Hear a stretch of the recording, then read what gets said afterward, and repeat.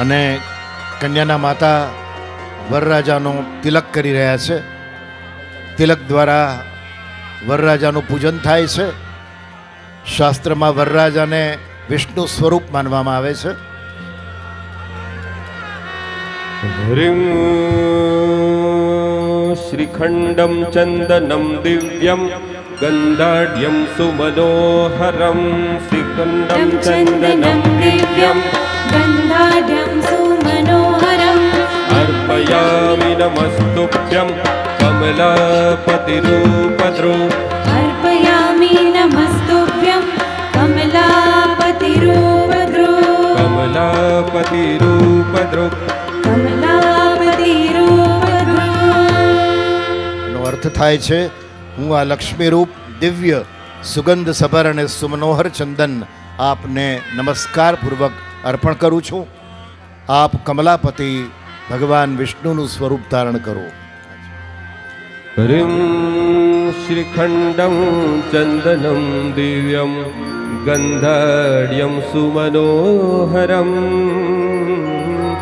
અર્પયામિ નમસ્તુભ્યં કમલાપતિરૂપદ્રુમ. અને હવે સ્મિતાબેન અને અમિતભાઈ વિસ્ટર આપી રહ્યા છે, વરરાજાને આસન આપી રહ્યા છે. ઓમ વિષ્ટરો વિષ્ટરો વિષ્ટરઃ પ્રતિગૃહ્યતામ પહેલો વિસ્ટર અપાય છે. પ્રતિગૃહ્ણામિ.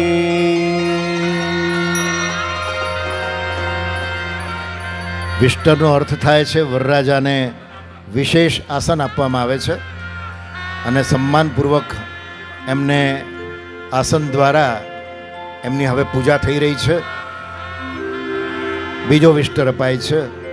ઓમ વિષ્ટરો વિષ્ટરો વિષ્ટરઃ પ્રતિગૃહ્યતામ વરરાજા આસનનો સ્વીકાર કરે છે. પ્રતિગૃહ્ણામિ.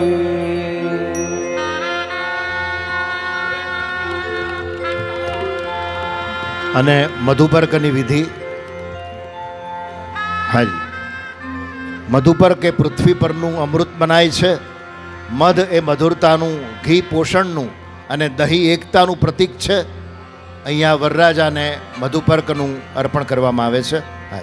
મધુપર્કો મધુપર્કો મધુપર્કઃ પ્રતિગૃહ્યતામ વરરાજા મધુપર્કનો સ્વીકાર કરે છે. પ્રતિગૃહ્ણામિ.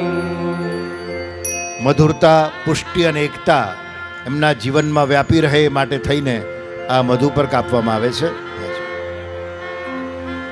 સમીક્ષામિ યથા સર્વાણ્યહં ભૂતાનિ ચક્ષુષા તથાહં મધુપર્કં ચ પ્રતીક્ષામિ ખલુ પ્રભો.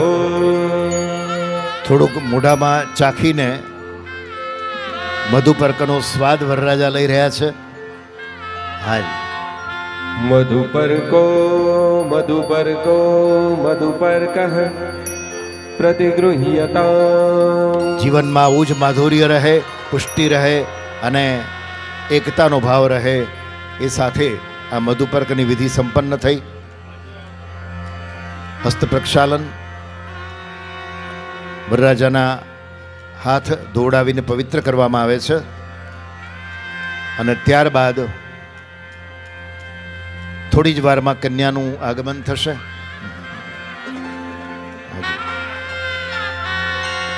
કન્યાના મામાને વિનંતી કરું કે કન્યાને વિધિવત મંડપમાં લઈ આવે.